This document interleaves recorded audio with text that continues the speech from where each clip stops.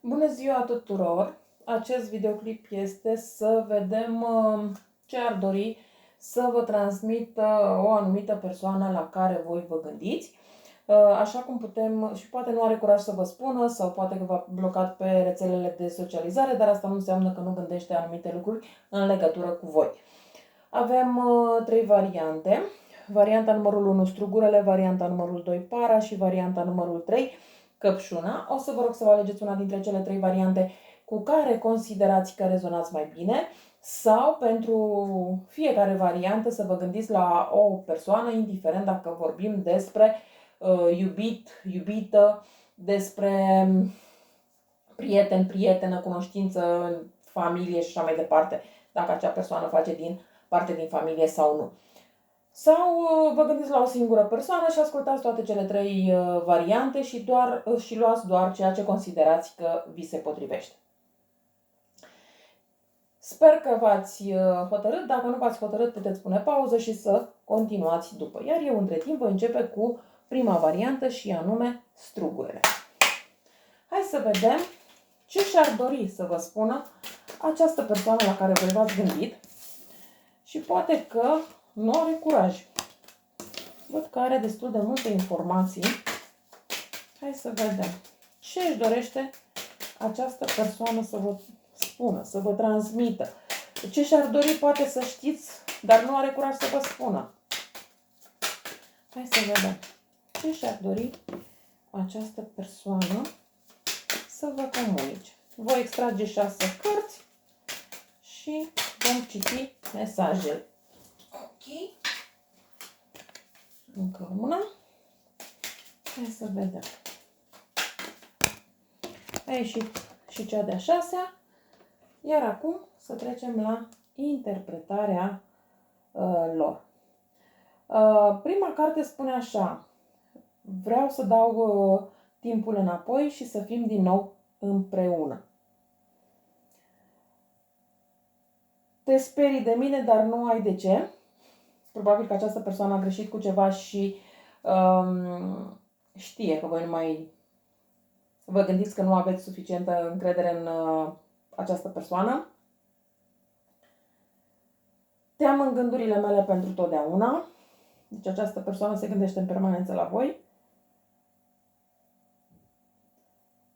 De ce ai plecat?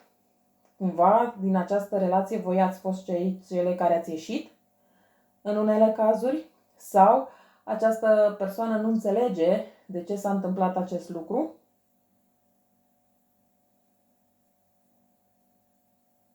Mă gândesc că ești nemaipomenit, nemaipomenită și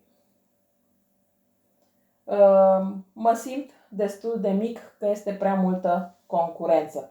Aici este posibil să fie vorba despre o persoană care a făcut parte din viața voastră, o persoană de care v-ați separat și acum cumva această persoană ori că v-a văzut împreună cu altcineva sau cel puțin gândește că în acest moment voi sunteți cu o altă persoană și atunci cumva consideră că este prea multă concurență și nu vrea să se implice într-o astfel de situație. Adică, din punctul meu de vedere, acest gen de persoană este o persoană destul de lașă. Atunci când vrei ceva, chiar dacă persoana respectivă este cu altcineva, cel puțin încerci și vezi ce răspuns primești.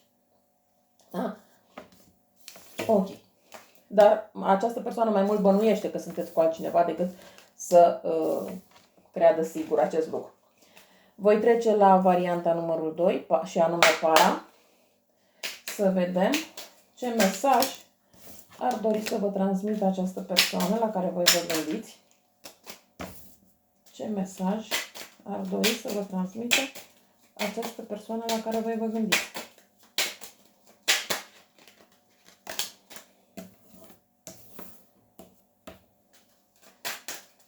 Ce mesaj ar dori să vă transmită persoana la care voi vă gândiți.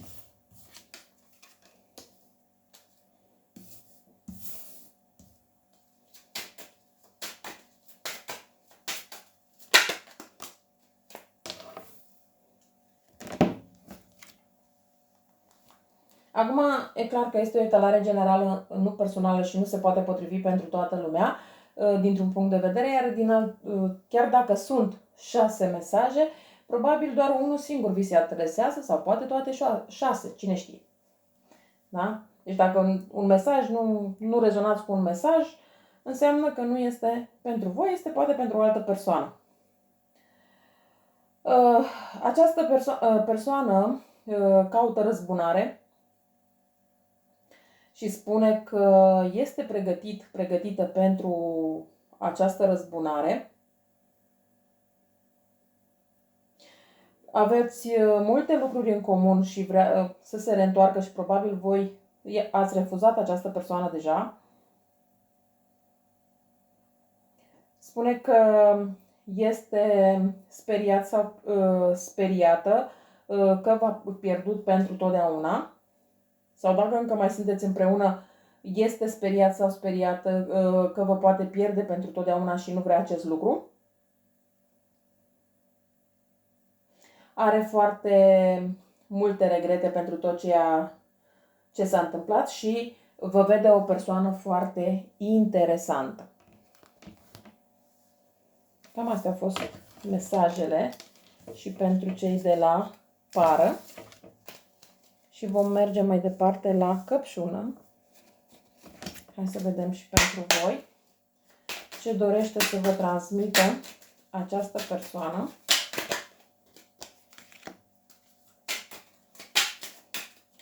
Ce și-ar dori să vă transmită această persoană.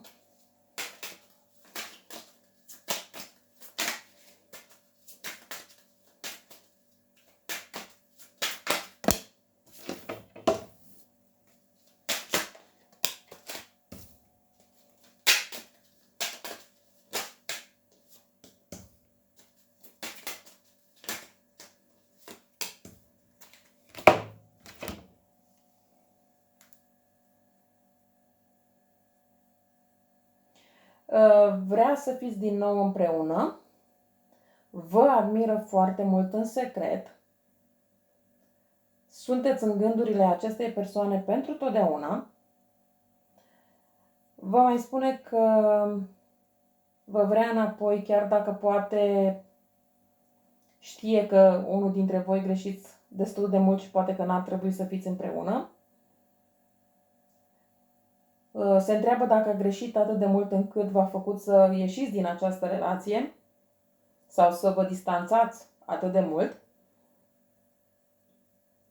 Și este foarte speriată că v-a pierdut pentru totdeauna. Cam astea au fost informațiile și pentru voi.